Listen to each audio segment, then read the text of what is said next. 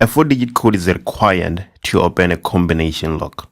The code must be even numbered and may not contain the digits 0 or 1. Digits may not be repeated. And then the first question, how many possible 4-digit combinations are there to open the lock?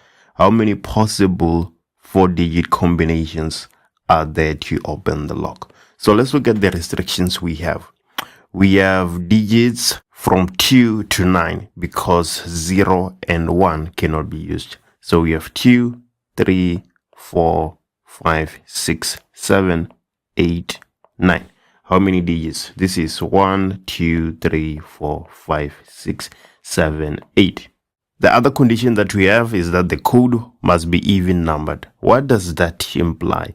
If the last digit on the code is even, then the code itself is even numbered. So we need an even number to occupy the last spot. How many even numbers do we have? Well, 2 is even, 4 is even, 6 is even, and 8 is even. So we have 4 possible digits that can occupy the last spot. So we are choosing from 4. So out of the 8 digits that we have used 1 on the last spot. Now we are left with 7 and no further conditions. So we have 7 possible digits that can occupy the first spot. 6, 5. We have 840 possible 4-digit combinations. Let's look at 10.2.82.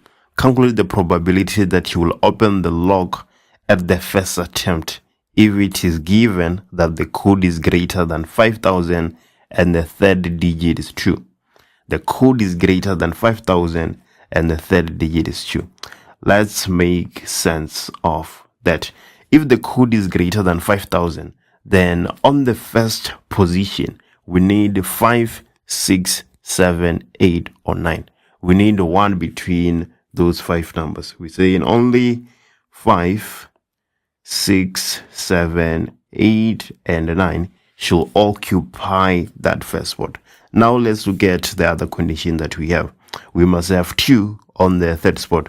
So here we have only 1 digit that can occupy that spot. We have 2 there. And then on the last spot, for our combination to be even numbered, the last spot must be occupied by an even digit. We need 2 to be on the third spot, so we cannot include it anymore. So we are only left with 4, 6, 8. If you saw the last video I did on probability, you will realize that we have a conflict of interest now. 6 and 8 can occupy both the first and the last spot. So we need to make calculations for when 5, 7, and 9 occupies the first spot and when 6 and 8 occupy the first spot. So let's go ahead and do that. We only do that when we have a conflict of interest like we do right now. So let's have 1, 2, 3, 4. If 5, 7, and 9 occupy the first spot, then we are choosing one of the 3. And then on the last spot, we are still going to have 3 digits. On the third spot, we have 1 digit that can occupy there, which is 2. And then on the second spot, of the 8 digits, we have used 1, 2, 3. So we are left with 5. This is when 5, 7, and 9 can possibly occupy the first spot. Let's look at the case when 6 and 8 occupy the first spot. When 6 and 8 occupy the first spot, we have 2 possible digits that can occupy the first spot. On the second spot, we're going to have 5 digits after we have satisfied everything else. On the third spot, we need 2, so that is 1 digit.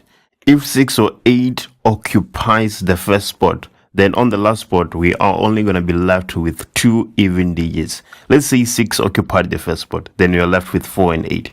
If 8 occupies the first spot, we are left with 4 and 6. So we have 2 possible digits that can occupy that last spot. Now it is just a matter of putting that in your calculator and you should get 65. So the probability will be equals to 65 divided by the sample space, our total possible combinations, which is 840. which will give you 0.08.